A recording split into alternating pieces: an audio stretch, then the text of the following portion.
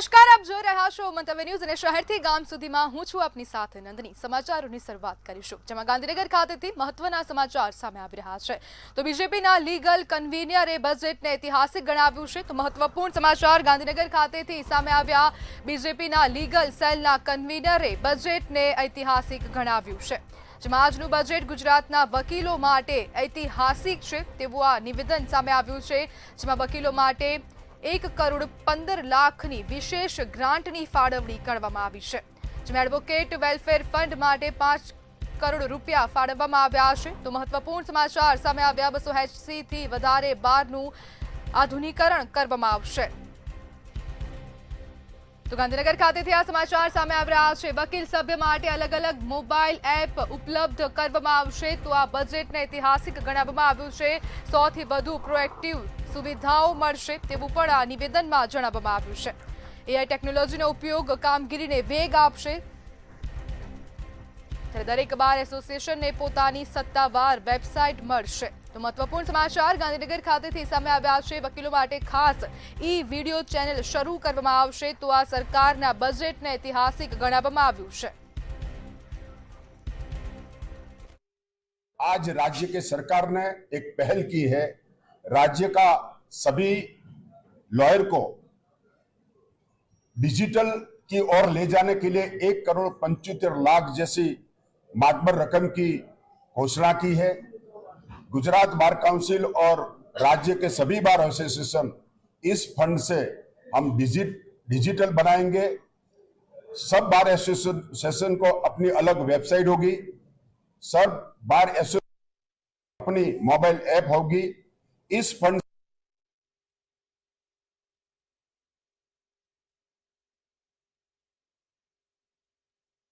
हम सारे गुजरात के बार एसोसिएशन और बार काउंसिल को आधुनिक बनाएंगे। તો વડોદરાથી સમાચાર સામે આવી રહ્યા છે। મહાનગરપાલિકાની જે સભા હતી, બજેટ સભા, તે હવે ઐતિહાસિક બની છે। તો મહત્વપૂર્ણ સમાચાર વડોદરા ખાતેથી સામે આવી રહ્યા છે। બજેટની સભા ઐતિહાસિક સભા તરીકે જાહેર થઈ છે।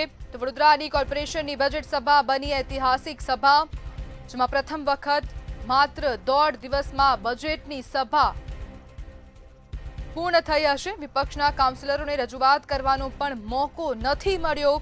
તો 1.5 દિવસમાં જ આ બજેટની સભા પૂર્ણ થઈ છે। કોંગ્રેસના મહિલા કાઉન્સિલર પુષ્પા વાઘેલાની રજૂઆત અધૂરી રહી છે। પુષ્પા વાઘેલાની રજૂઆતને લઈને આક્ષેપો ઉઠાવતા સભામાં માહોલ ગરમાયો હતો,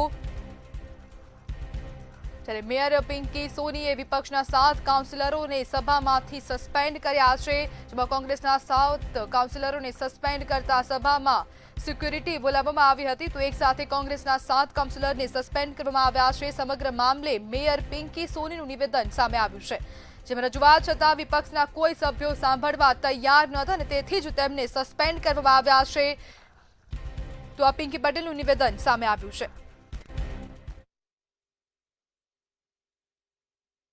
ત્યારે આ રીતે બજેટલક્ષી સભા ચાલી રહી હતી અને મારા સાથી પક્ષના એક સભાસદ શ્રી દ્વારા છેલ્લા 2 થી સવા 2 કલાકથી રજૂઆત કરવામાં આવી રહી હતી।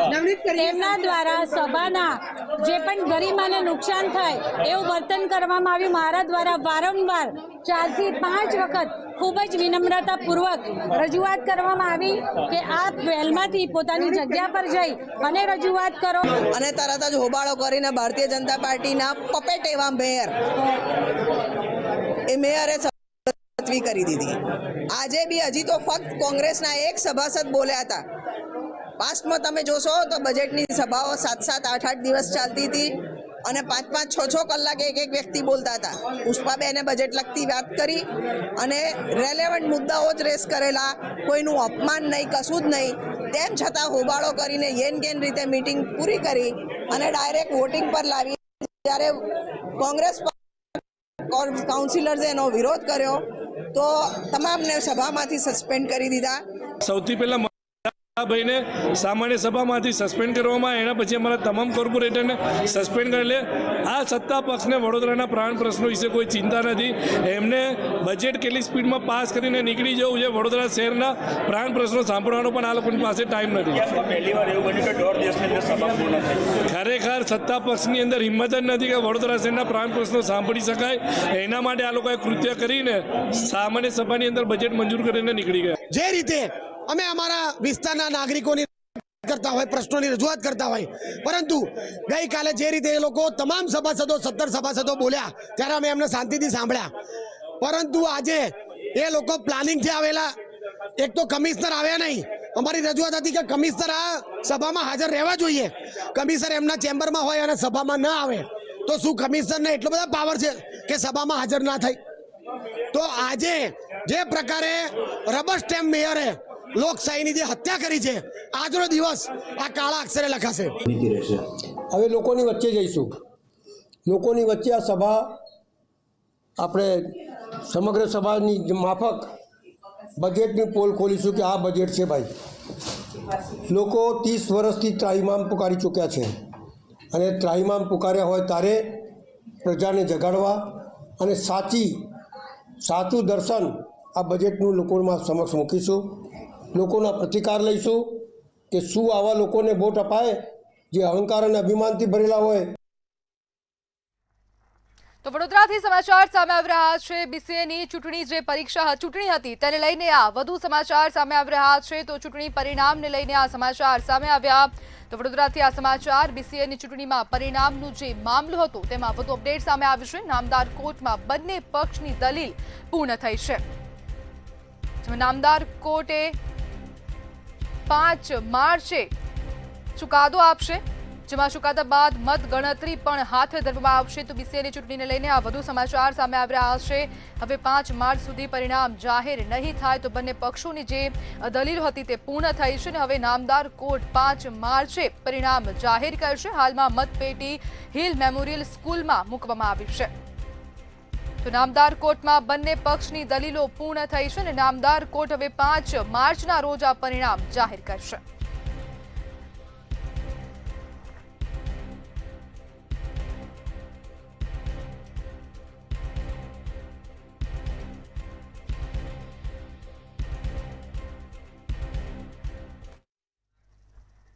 તો સુરત ખાતેથી સમાચાર સામે આવી રહ્યા છે. 575 કરોડના સોના અને દાગીના જે છે તે હવે તેનું વેચાણ થઈ ગયું છે અને ચાંદીનું બિલ વિના વેચાણ થયું છે. તો 575 કરોડના જે દાગીના છે તેનું બિલ વગર વેચાણ થઈ ગયું છે. જીએસટીની DGGI વિંગ દ્વારા તપાસ કરવામાં આવી રહી છે. ભાગળ પર આવેલી જ્વેલરી પેઢીઓની સામે કાર્યવાહી કરાઈ છે. ધરપકડ કરવામાં આવી છે, જેમાં સુમિત સિલ્વરના માલિક યતીન સુમિતલાલ શાહની ધરપકડ કરવામાં આવી છે.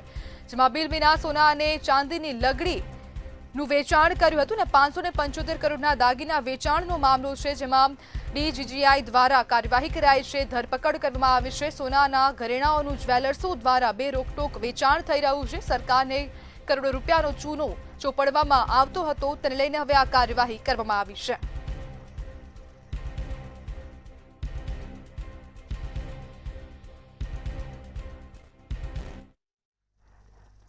તો રાજકોટ શહેરમાં જાહેરમાં મારામારીની ઘટના બની છે. સમાચાર રાજકોટ ખાતેથી સામે આવી રહ્યા છે. તો રાજકોટમાં જાહેરમાં જ મારામારીની આ ઘટના બની છે. રાજકોટથી આ સમાચાર. મારામારીની ઘટનામાં સતત વધારો થઈ રહ્યો છે અને વધુ એક ઘટના સામે આવી છે. શહેરના ન્યારી ડેમ નજીકની આ સમગ્ર ઘટના, સમગ્ર મારામારીનો વિડીયો પણ સામે આવ્યો છે. બે ગ્રુપની વચ્ચે મારામારી થઈ હતી. અનેક લોકો પણ ઇજાગ્રસ્ત થયા છે, જેમાં સમગ્ર ઘટનાનો આ વિડીયો સામે આવ્યો છે. સીસીટીવી આ જે સમગ્ર વિડીયો છે તે આપ સ્ક્રીન પર જોઈ શકો છો, જેમાં વિડીયોના આધારે પોલીસે તપાસ આરંભી છે.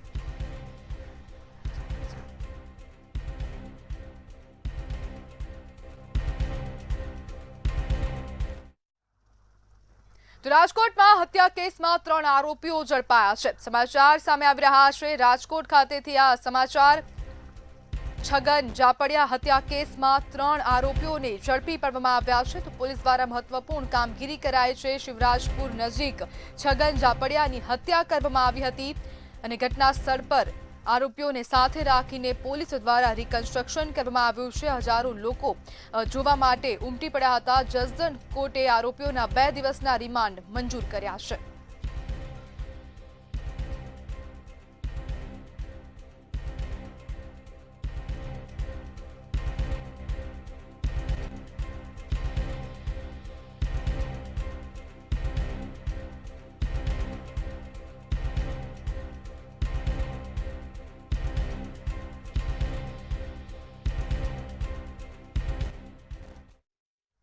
તો કચ્છ ખાતેથી સમાચાર સામે આવી રહ્યા છે। ગૌ પ્રેમીઓમાં હવે રોષ ફાટી નીકળ્યો છે। સમાચાર સામે આવી રહ્યા છે કચ્છ ખાતેથી જેટકો પાવર હાઉસ સામે ગૌ પ્રેમીઓમાં રોષની લાગણી ફેલાઈ છે, જેમાં રામવાવ જેટકો પાવર હાઉસની સામે માલધારીઓ દ્વારા વિરોધ કરવામાં આવ્યો છે। મોટી સંખ્યામાં માલધારીઓ પહોંચ્યા હતા। રામવાવમાં 125 એકર જમીન પર પાવર હાઉસનો વિરોધ કરવામાં આવ્યો છે। તો માલધારીઓ દ્વારા વિરોધ કરાયો। 955 ટાવર્સની જમીન મુદ્દે ભચાઉ પ્રાંત કચેરીએ રજૂઆત કરવામાં આવી છે।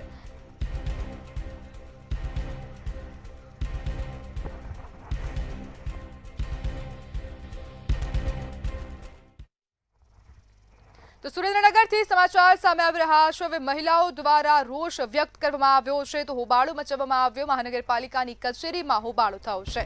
તો સુરેન્દ્રનગરથી આ સમાચાર। મહાનગરપાલિકામાં મહિલાઓનો પાણીના પ્રશ્ને હોબાળો સામે આવ્યો। વોર્ડ નંબર 1 સ્થાનિક મહિલાઓનો પાણીના પ્રશ્ને હોબાળો સામે આવ્યો છે। પીવાનું પાણી સમયસર ન મળતા મહિલાઓએ વિરોધ નોંધાવ્યો છે।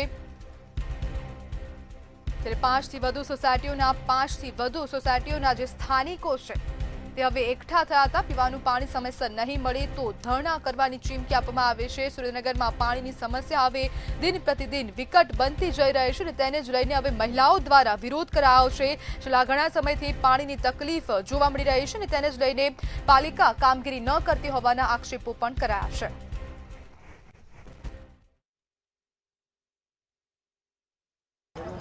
અમારે પાણીનો પ્રોબ્લેમ બહુ જ છે અને નવી લાઈન નાખ્યા પછી પાણી કંઈ અમારે આવતું નથી।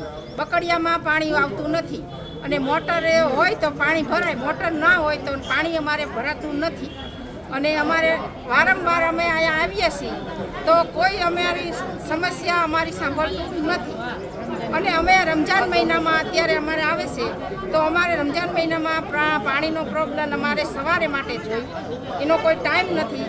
એટલે અમને ટાઈમસર પાણી આપે, એક ટાઈમ આપે, ગમે ત્યાં સવારે આપે કે સાંજે, એક ટાઈમ પાણી ન કરે। અને અમારે પાણીની સમસ્યા છે, પાણી આવતું નથી।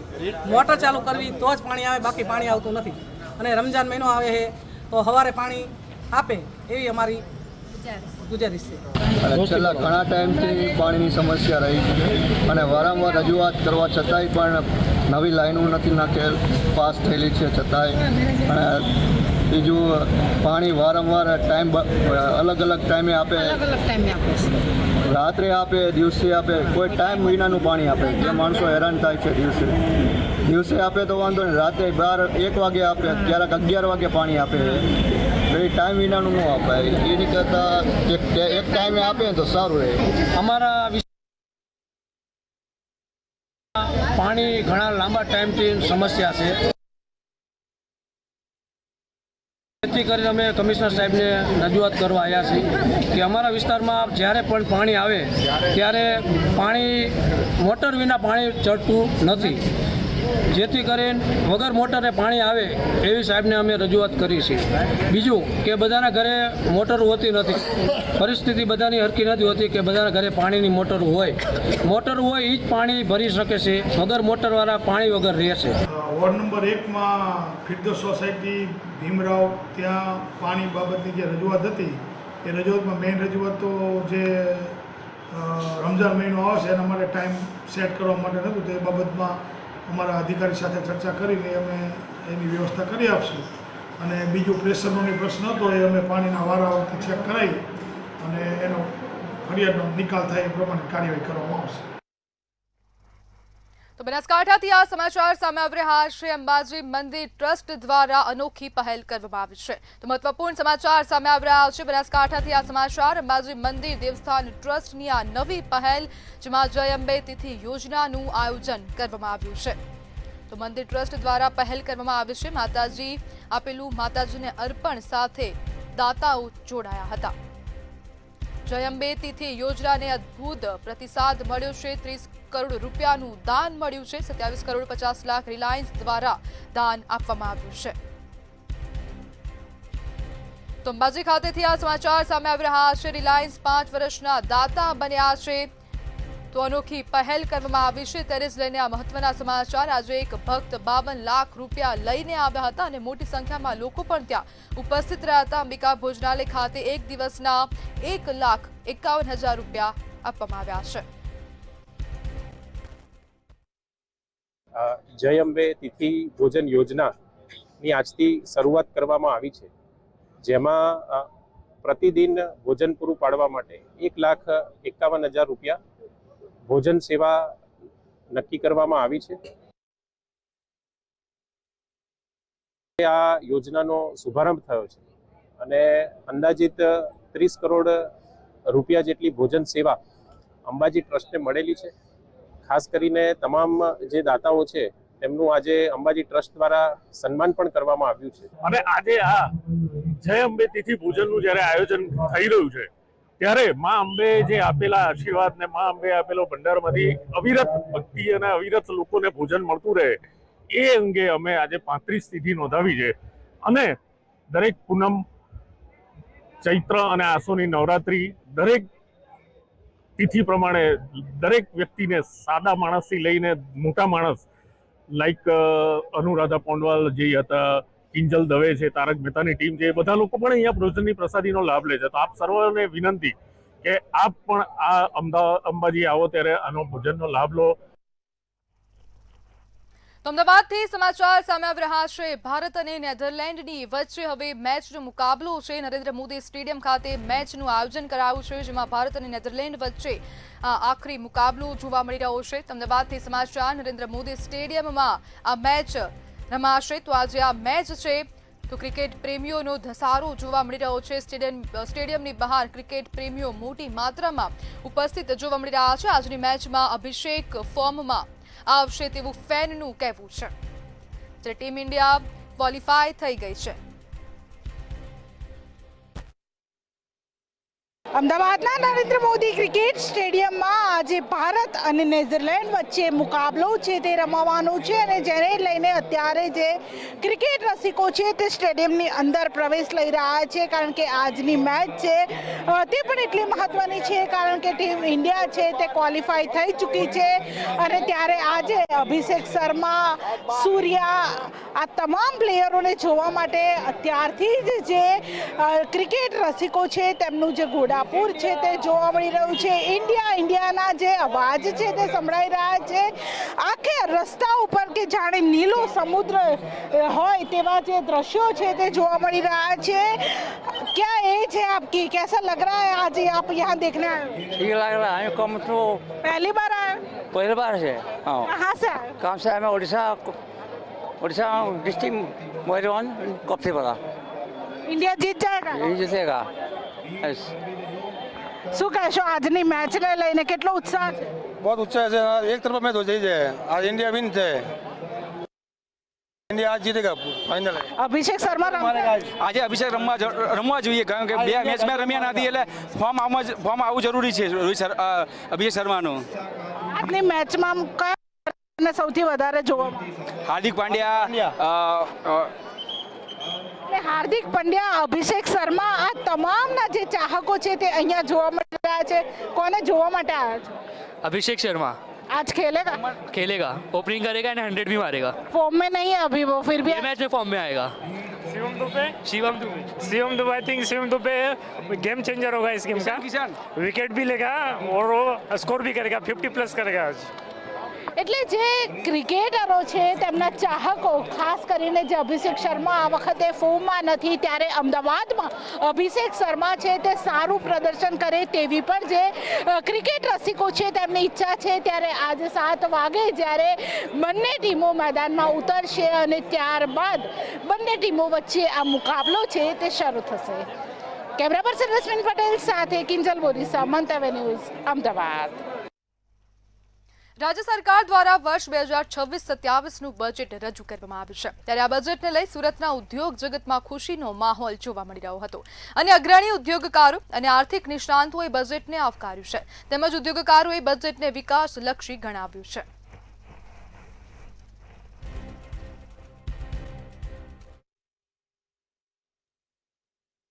ગુજરાત સરકારને નાણામંત્રી પાછી વખત બજેટ પેશ કરે છે। ખાસ કરીને સુરત જે ઉદ્યોગ ક્ષેત્ર છે એમાં ઉદ્યોગ લોકો શું કહે છે આ વિશે વાત કરી।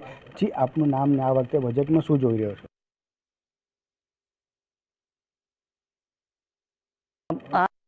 ગુજરાતનું વિકાસલક્ષી બજેટ છે અને ઔદ્યોગિક પ્રવૃત્તિઓને પ્રોત્સાહન આપનારું બજેટ છે તેમ એટલા માટે કહી શકું છું કારણ કે સ્ટાર્ટઅપની અંદર રિજિયનલ સેન્ટરની સ્થાપનાને કારણે સુરતના ઉદ્યોગપતિઓને તેનો સીધો લાભ પ્રાપ્ત થશે। 25 જીઆઈડીસીને સ્માર્ટ જીઆઈડીસી બનાવવાનો પ્રયત્ન કરવામાં આવવાનો છે અને 120 મિની જીઆઈડીસીના નાવીન્યકરણ માટેની જોગવાઈ પણ આ બજેટમાં કરવામાં આવી છે જેમાં નેચરલી સુરતની જીઆઈડીસીઓનો સમાવેશ કરવામાં આવશે। એ પણ સુરતના ઉદ્યોગોને પ્રોત્સાહન આપનારું બની રહેશે। એક્સપોર્ટ પ્રમોશન કાઉન્સિલની જે જરૂરિયાત હતી તે જરૂરિયાત પૂરી થઈ છે અને તેને કારણે ગુજરાતની નિકાસની જે પ્રવૃત્તિ છે એક્સપોર્ટ એક્ટિવિટીને પણ ચોક્કસ પ્રાધાન્ય પ્રાપ્ત થશે। ટેક્સટાઇલને ગુજરાતમાં નાણામાં વિજય મેવાલા સદન ગુજરાત ચેમ્બર ઓફ કોમર્સની ઇમિડિયેટ 5 પ્રેસિડેન્ટ।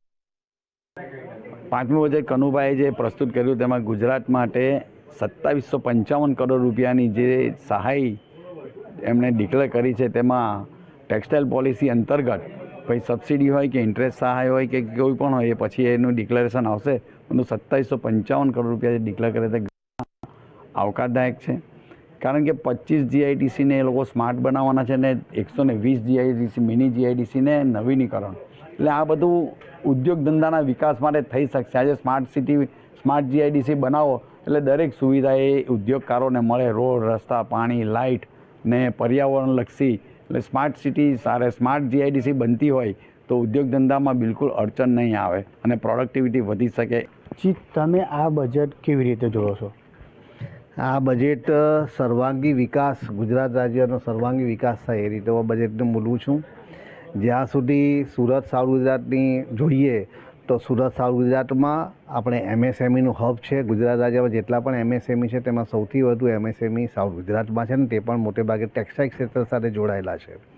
જ્યારે નાણામંત્રીશ્રીએ એક ક્રાંતિકારી જોગવાઈ કરી કે જે export promotion council for the Gujarat સ્ટેટની પ્રથમવાર આ સ્થાપના કરવા માટેની જાહેરાત કરી તો માનું છું કે જે આપણા દેશે ઇઝ ઓફ ડુઈંગ બિઝનેસ એના માટે એ તરફનો આ પ્રયાસ છે કારણ કે નાના મધ્યમ કદના જે એમએસએમઈ સેક્ટરના એકમો છે એને ચોક્કસપણે એક ધંધો સરળતાથી કરી શકે, પોતાના ધંધાના વિકાસ માટે માર્ગદર્શન અને દરેક પ્રકારની સહાયતા પણ એમને મળી શકશે।